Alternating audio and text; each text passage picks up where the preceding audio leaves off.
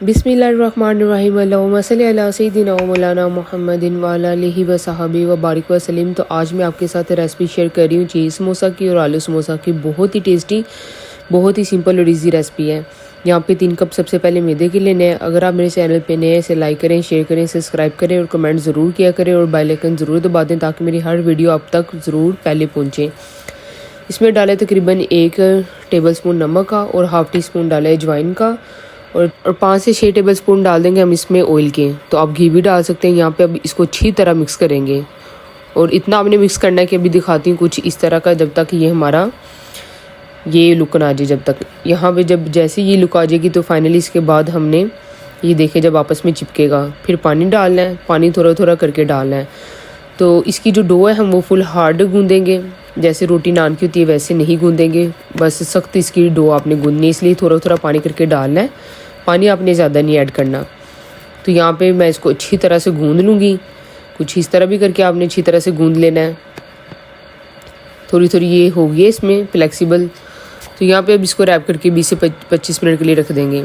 यहाँ पे मैंने 1 टेबलस्पून ऑयल लिया है तो उसमें डाला ज़ीरा, सूखा धनिया डाला है 1 टेबलस्पून और 1 टेबलस्पून ही ज़ीरा था और तकरीबन हाफ़ टी स्पून है नमक का और 1 टेबलस्पून है लाल मिर्चों का और थोड़ी सी इसमें मैं ऐड कर दूँगी यहाँ पे अब तकरीबन हाफ़ टी स्पून है चिली फ्लेक्स। तो अब यहाँ पे इसकी भुनाई कर लेंगे अच्छी तरह से। अगर आप डायरेक्ट ये आलूओं में डाल देंगे इससे होगा कि एक तो मिर्चें भी गले को लगेंगी और दूसरा ये होगा कि उतना अच्छा टेस्ट नहीं आएगा जितना अब आएगा। तो यहाँ पे मैंने अच्छी तरह भुनाई कर ली। जब ये भुनाई हो जाती है ना इसकी ऑयल में तो ये बहुत ही अच्छा फ्लेवर आता है। तो उसे 3 मैंने लिए थे आलू, उनको मैश कर लिया था और साथ ही मैंने डाले यहाँ पे सब्ज़ धनिया और 3 से 4 सब्ज़ मिर्चें।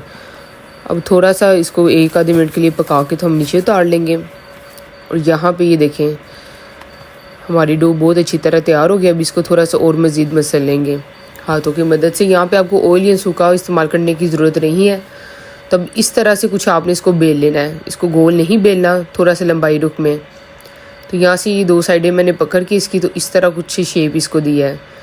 ये जब आपने जो जोड़ना है जहाँ से वहाँ पे आपने थोड़ा थोड़ा पानी ऐड कर लेना है। ये इसको हाथ की मदद से ऐसे इसकी कोन सी बना के आपने तो ये मिक्सचर ऐड कर देना है। अब यहाँ पे आपकी मर्ज़ी है, चाहे तो आप सिर्फ आलू वाले बना लें, सिर्फ अगर आपकी मर्ज़ी है तो चीज़ वाले बना लें या दोनों को मिक्स करके भी बना लें। तो मैं यहाँ पे अभी आलू डालें और चीज़ फिर से मैंने पानी यहाँ पे लगाया है। तो बस इसकी फिलिंग कर देंगे बाकी की भी।